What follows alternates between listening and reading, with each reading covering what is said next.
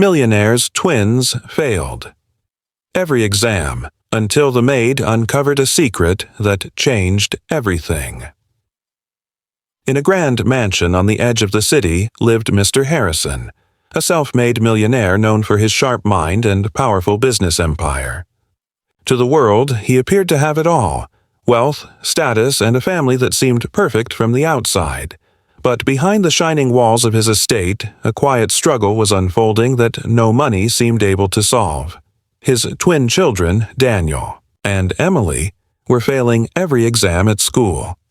Year after year, tutor after tutor, the results never changed. Teachers whispered that the children were lazy, spoiled, and careless. The reputation of the family name was being tarnished, and Mr. Harrison's patience was running thin. He could not understand how his children, blessed with every opportunity, could be such constant disappointments.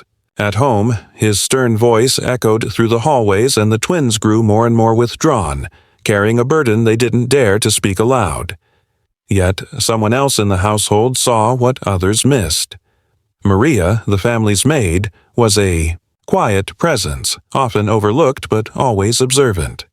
While polishing the furniture or serving meals, she paid attention to the twins in ways no one else did.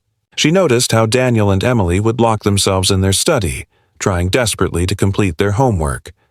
Late at night, she would hear muffled sobs through the walls, the sound of frustration and shame. The twins weren't lazy at all. They were fighting a silent battle. Maria began to see the evidence everywhere.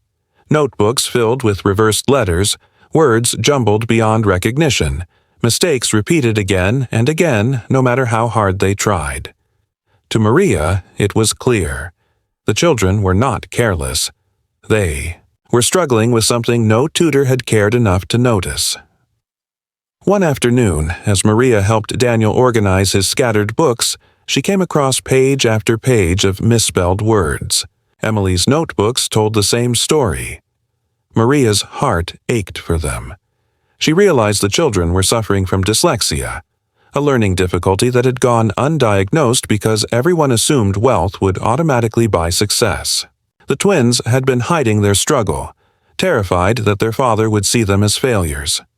Instead of scolding them, Maria gently explained that they weren't broken or stupid, only different. They needed another way to learn, one built for them rather than against them. For the first time, Daniel and Emily felt seen and understood. Maria knew she had to tell Mr. Harrison the truth, no matter how he reacted. When Maria finally approached him, Mr. Harrison was shocked. At first, he refused to believe it. But when she showed him the children's notebooks and explained what she had seen, something shifted inside him. For the first time, he looked at his children not with disappointment, but with empathy. He hired specialists, found programs designed for dyslexia, and gave the twins the tools they had always needed. Slowly, Daniel and Emily began to flourish. Their confidence grew, their grades improved, and their laughter returned to the mansion. What countless tutors and piles of money could not accomplish, Maria's compassion had achieved. She had uncovered the secret that changed everything. Not just the children's future, but the bond of a family that finally learned to see each other with love and understanding. In the mansion where wealth and reputation mattered above all else, a quiet storm was brewing in the hearts of two children.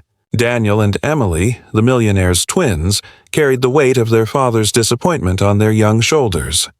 No matter how many private tutors came through the doors, no matter how many resources were poured into their education, the results remained the same: failure after failure, exam after exam. Their father's voice often thundered through the halls, demanding to know why they couldn't live up to his name. To the world, it seemed like the twins were spoiled, careless, and undeserving of the privilege they were born into. But beneath the surface, something deeper was taking place, something that no one had yet seen. It was Maria, the family's maid, who began to notice what others ignored. She had no degrees, no teaching certificates, but she had patience and an observant heart. While dusting the shelves in the study, she noticed notebooks filled with strange scribbles, words written backward, letters jumbled in ways that made no sense. She watched as Daniel and Emily stayed up late, whispering together over their books, their eyes filled with tears of frustration when the words refused to stay in order. To anyone else, it might have looked like laziness, but to Maria, it was clear. These children were trying harder than anyone realized. She saw their pain, their secret shame, and she began to suspect that the problem was not their intelligence but something hidden, something overlooked. One afternoon, as Maria helped Daniel pack his school bag, she came across pages that confirmed her fears. The same mistakes repeated over and over, not because he hadn't studied, but because the letters themselves betrayed him. Emily's notebooks looked the same, filled with jumbled sentences and misshapen words. Maria's heart ached as she realized the truth. The twins were not failing because they were lazy or spoiled. They were struggling with dyslexia, a condition no one had ever thought to test them for. The expensive tutors had only drilled them harder, breaking their spirits further, while what they needed was understanding. The children had been carrying this burden in silence, too afraid to confess, too afraid of their father's reaction. With gentle words, Maria told the twins what she suspected, assuring them they weren't broken or stupid, only different. She promised them that with the right help, they could succeed, and for the first time, the children felt a spark of hope. Taking a deep breath, Maria decided to confront Mr. Harrison. At first, he dismissed the idea, unable to believe that something as simple as dyslexia could explain years of failure.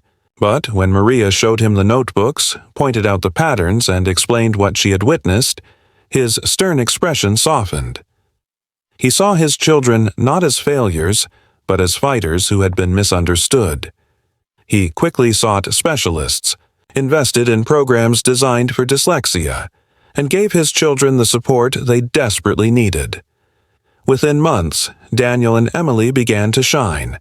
Their confidence grew, their grades improved, and their laughter filled the mansion once more. What endless wealth and countless tutors had failed to achieve, Maria's compassion and sharp eye had uncovered. By discovering their secret struggle, she not only saved their education, but also healed a family divided by disappointment and silence. Mr. Harrison's mansion stood as a symbol of power and success, its walls decorated with paintings and marble, floors that shone brighter than the sun. To outsiders, his life seemed perfect, but inside those polished walls lay a secret that money had failed to solve. His twins, Daniel and Emily, could not pass a single exam. No matter how many tutors he hired or how many programs he paid for, the results were always the same: failure after failure. Teachers whispered that the children were spoiled and lazy, while Mr. Harrison's frustration grew with each report card. He scolded his children, demanding answers, unable to understand how they could fail when given every possible advantage. Daniel and Emily, too afraid to speak the truth, carried the weight of their father's disappointment silently, hiding tears behind closed doors. Amidst the glitter of wealth, the one person who truly saw them was Maria, the family's maid. Unlike the tutors who came and left, she remained a quiet, constant presence. She watched as the children locked themselves in their study, trying again and again to finish their assignments. She noticed how they rubbed their tired eyes late at night, whispering to each other in frustration, their notebooks filled with crossed-out words. Maria's heart softened at the sight, for she knew they were not lazy, but struggling with something far more complex. Every time she cleaned their desks, she found pages where letters danced out of place, sentences broken and unreadable. She began to suspect that what plagued them was not a lack of discipline, but something no one had taken the time to understand.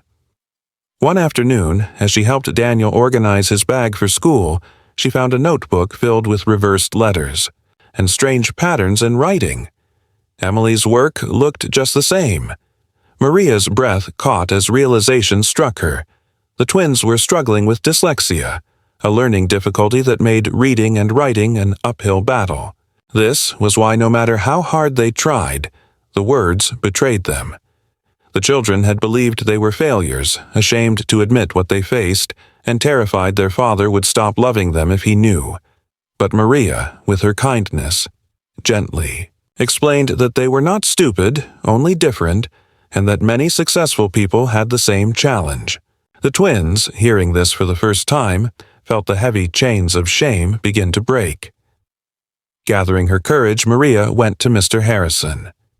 At first, he dismissed her words, unable to imagine that his brilliant children could suffer from such a condition.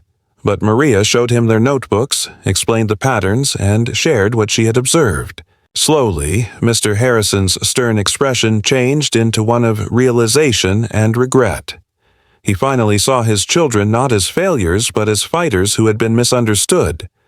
Wasting no time, he sought experts, brought in specialists, and gave Daniel and Emily the tools they needed. With proper support, their confidence grew, their grades improved, and laughter returned to the mansion. What wealth and countless tutors had failed to fix, Maria's compassion and watchful eyes had uncovered. She did not just change their education, she changed their lives forever.